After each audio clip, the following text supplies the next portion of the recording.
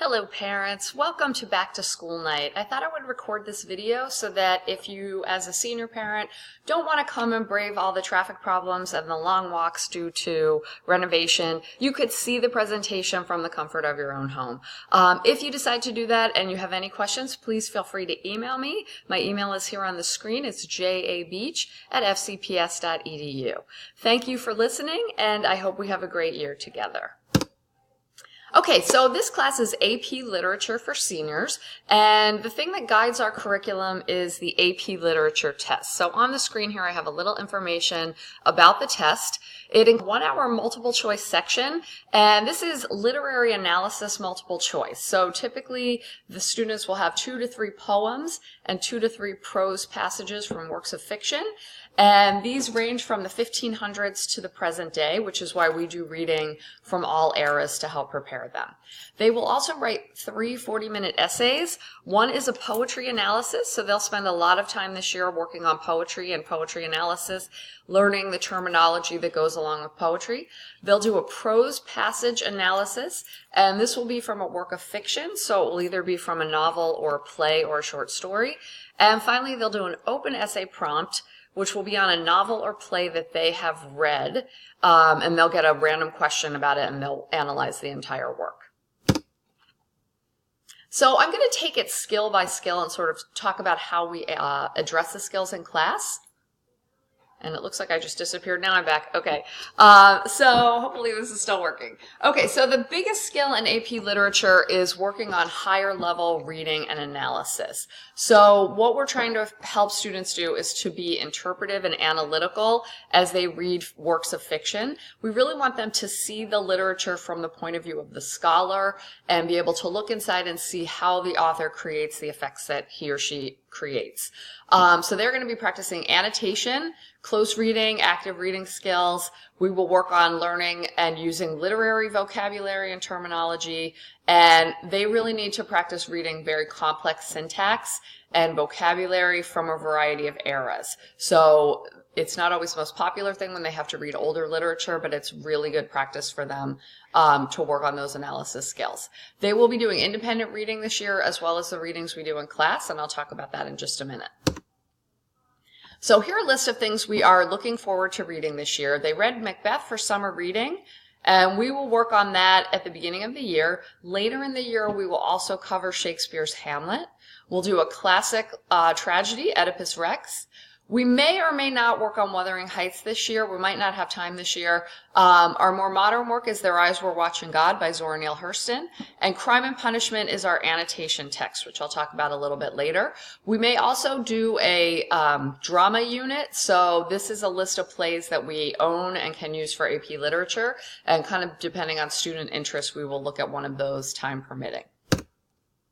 So the annotation text is something that at West Springfield, we ask students each year to buy a text so that they can use it in class, write in it, we can practice annotation skills and close reading. So for AP Literature, we ask them to buy this version of Crime and Punishment.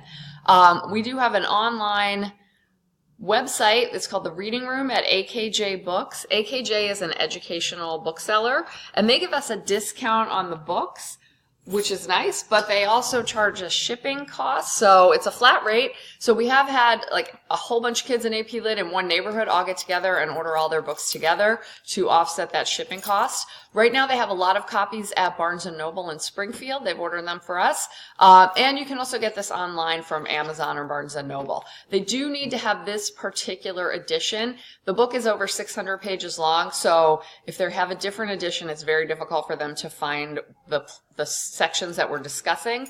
And because it's a Russian novel in translation, we need them to have the same translation as the rest of the class, which is by Sidney Monis. So we chose this version because it's fairly inexpensive, and it's a nice regular paperback size for them to carry around, especially this year when they don't all have lockers and they're walking quite a lot to get out to Sparta. They are going to be doing quarterly independent reading, and this is something that I think you as parents and guardians can sort of take a hand in if you want to and get involved. They must read a novel or a play. It can't be nonfiction, and it must be, this is a quote from the College Board, of literary merit. which sounds a bit snobbish, but basically they don't want them reading just popular, fun fiction. College Board is not that accepting of different genres like mystery or romance. They want it to be something that's really analyzable, and this is something they might write about on that third essay for the AP exam. So we ask that it be approved by parents. You'll be getting a handout like for you to sign that you approve their choices. They will get a very long list of all works of literary merit that have ever appeared on the AP exam since 1971. They don't have to choose from that list, but they need to choose something comparable, and I will let them know if something is acceptable or not. We encourage them to make a good choice, and a good choice will be something that they find interesting, they find accessible, they really want to read, and they connect with, because they're going to be working on this on their own. So we want it to be something that really sticks in their memory. In the past, I have had parents and older siblings recommend things that they read and loved in high school and college. I've had families all read the book together and sort of discuss it at dinner.